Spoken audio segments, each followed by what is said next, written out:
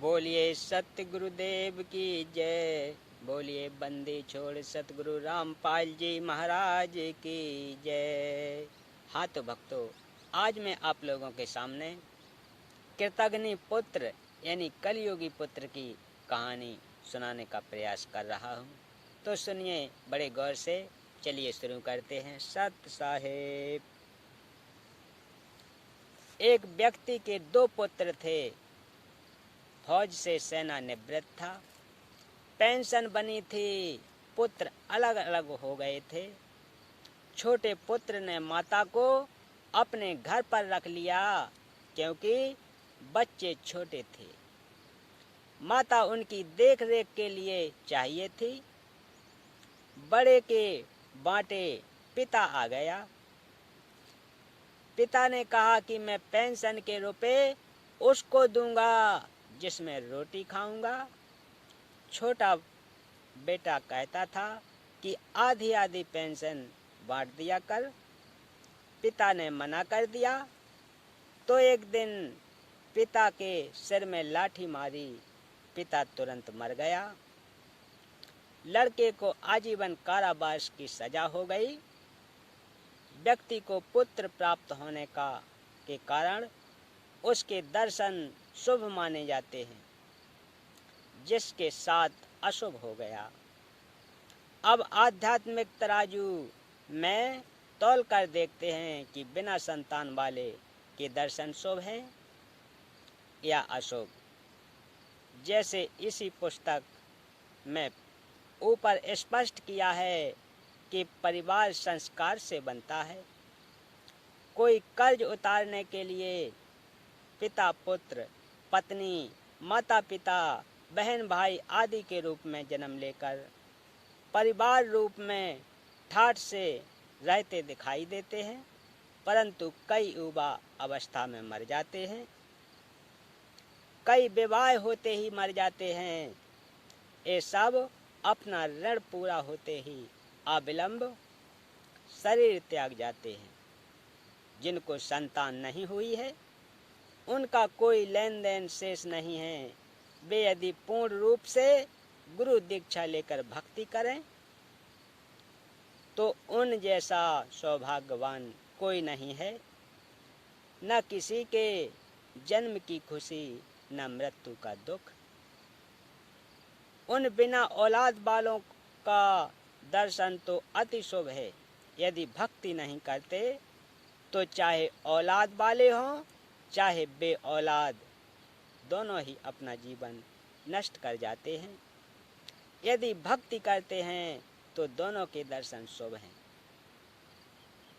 जिन पुण्य आत्माओं को संतान नहीं होती तो आध्यात्मिक ज्ञान के अभाव से उनकी तड़प संतान प्राप्ति की बनी रहती है। उनके लिए हर संभव प्रयत्न करते हैं, फिर भी कोई लेन देन वाला संतान नहीं मिलता तो आजीवन संतान प्राप्ति न होने के दुख को झेलते हैं। विशेषकर स्त्री की संतान उत्पन्न करने की इच्छा प्रबल होती है। वह अपने को बांझ कहलाना नहीं चाहती। भले ही जांच करके डॉक्टर बता देते हैं कि आप में बांझ के कोई लक्षण नहीं है, विधाता की लीला है, परंतु तत्व ज्ञानहीन स्त्री इसी तड़प में मर जाती है। भक्ति न करने के कारण उसका अगला जन्म कुतिया का होता है। फिर जम के दूत उसे कहते हैं कि बहन जी, अब संतान पैदा करके सारी कसर निकाल ले। एक बार में 12 संतान को जन्म देगी और 7-8 ब्यात करेगी। संतान की सारी भूख मिटा लिए। हे पुण्यात्मा पाठक भाइयों बहनों, अध्यात्म ज्ञान को समझो, मानव जीवन को सफल बनाओ, जीने की राह संवारो, निर्बाध बनाओ यानी पूर्ण गुरु से दीक्षा लेकर भक्ति करके कल्याण करवाओ।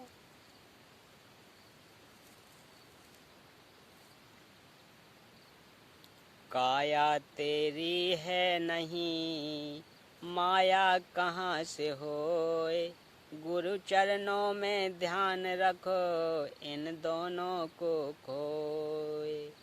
जिस काया को रोग मुक्त कराने के लिए मानव अपनी संपत्ति को बेचकर उपचार कराता है, कहा है कि काया भी आपके साथ नहीं जाएगी। माया की तो बात ही क्या है। पूर्ण गुरु जी से दीक्षा लेकर दिन रात भक्ति कर, गुरु जी के बताए ज्ञान को आधार बनाकर जीवन की राह पर चल।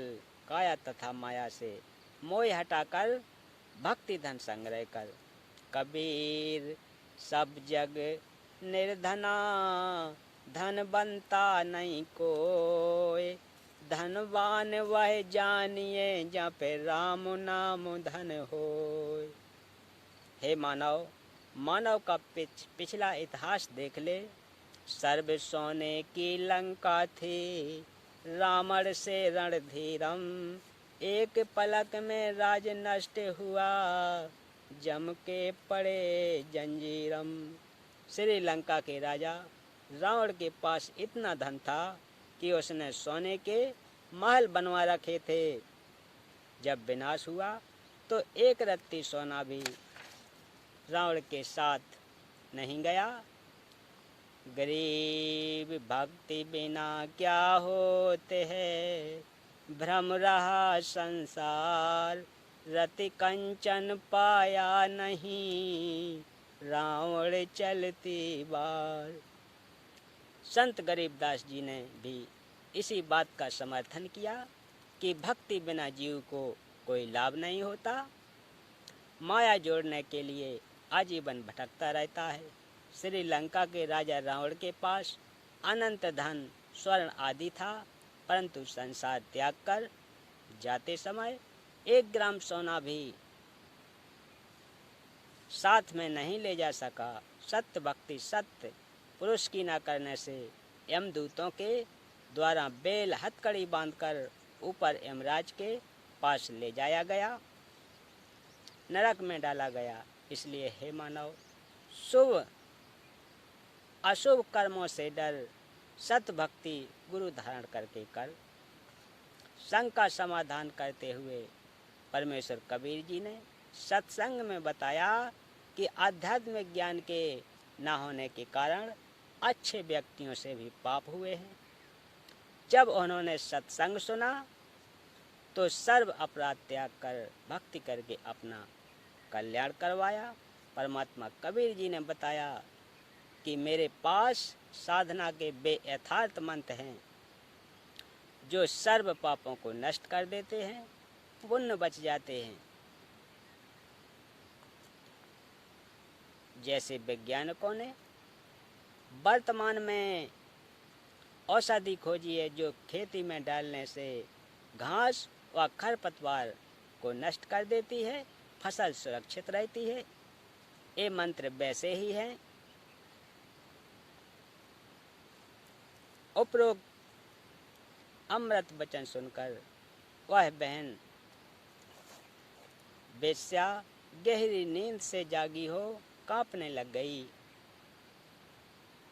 घर में ताला लगाकर सत्संग स्थल पर गई, पीछे ही महिलाओं की ओर बैठ गई। सत्संग समाप्त होने के पश्चात आवाज लगी कि जो दीक्षा लेना चाहता है वह आगे गुरुजी के पास आ जाए। कुछ स्त्री तथा पुरुष उठकर आगे आए। वह वेश्या भी आई और गुरुजी को अपना परिचय दिया और बताया कि मैंने तो 40 वर्ष की आयु में प्रथम बार ये उपकारी वचन सुनने को मिले हैं। हे परमात्मा, क्या मेरे जैसी पापिन का भी कल्याण संभव है? वैसे तो आप जी ने सर्व समाधान सत्संग में बता दिया, परंतु जब अपने घृणित जीवन की ओर झांकती हूँ तो ग्लानि होती है तथा विश्वास नहीं हो रहा कि मेरे जैसे अपराधी को क्षमा कर दिया जाएगा। परमेश्वर कबीर जी ने कहा है कि कबीर जब ही सत्य नाम हृदय धरा, भयो पाप को नाश। जैसे चिनंगी अग्नि की पड़े पुरानी घास। बोलिए सत्य गुरुदेव की जय। तो भक्तों, आज की कथा का समापन यहीं करते हैं। मिलते हैं अगली कथा में। तब तक के लिए सत साहिब।